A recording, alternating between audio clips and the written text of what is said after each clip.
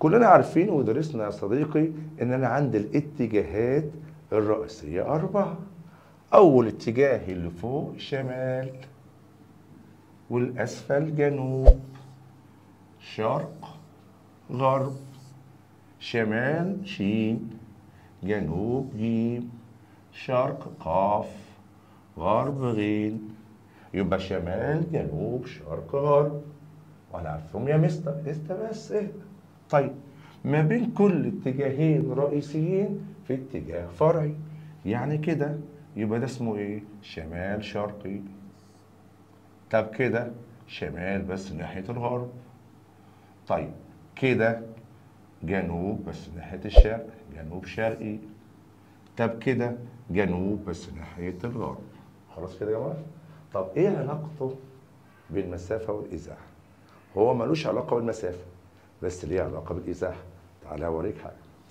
لو اعتبرنا إن صباعي ده الأولاني هو نقطة بداية الحركة، وصباعي الثاني ده أو القلم ده هو نقطة انتهاء الحركة، يبقى النهاية بالنسبة للبداية إيه؟ ده شرقها. طب لو النهاية كده ده شمالها. طب لو النهاية كده ده جنوبها. طب لو النهاية كده ده غربها. يبقى لو جسمي بدايته هنا وانتهيته هنا، يبقى النهاية بالنسبة للبداية غرب. طب لو الجسم هنا بدايته يعني ونهايته هنا، يبقى النهاية بالنسبة للبداية شرق. طب لو الجسم هنا ونهايته هنا، يبقى البداية هنا والجسم نهايته شمالا يعني، يبقى نهايته بالنسبة لبدايته شمالا. يبقى أنا كده هقدر أحدد الاتجاهات.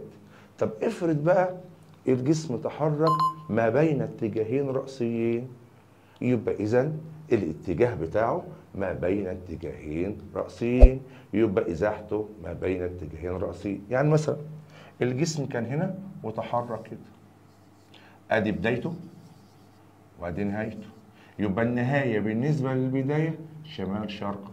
يبقى الجسم ده لو قطع 5 متر، يبقى هنقول ايه؟ 5 متر شمال شرقا، يبقى دي الإزاحة. طيب لو تحرك كده، تمام، وقطع 20 متر، يبقى هنقوله ايه؟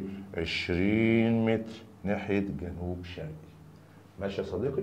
طب المسافة، المسافة لا اعتبر، بص، لا اعتد بأي اتجاه، مسافة بس مقدار ووحدة قياس.